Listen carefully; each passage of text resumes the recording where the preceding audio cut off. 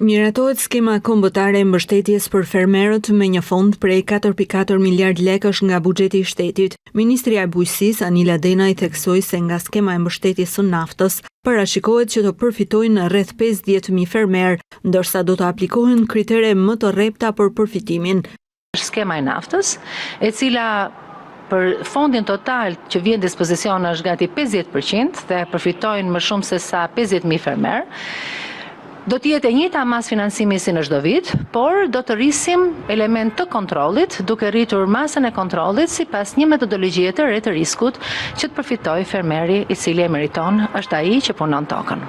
Risi në skemën e këtij viti do të jetë shtimi i subvencioneve edhe për viçat, të cilët do të mbështeten me 5.000 lekë për krerë. Për lopët, mbështetja do të jetë si më parë me 10.000 lekë për krerë dhe për të imtat 1.200 lekë për krerë.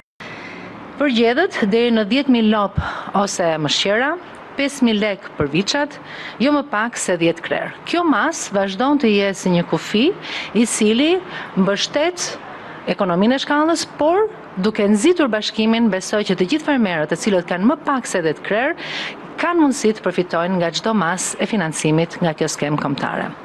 Për bagëtitë e imta, vijon e njëjta mas financimi 1.000-2.000 lekë për litër, për krerë, për bletarin është 1.000 lekë për koshere, për perimet luleshtrye dhe të rrush tavoline në sera, masa është 200.000 lekë për hektar, por jo më pak se 1 hektar.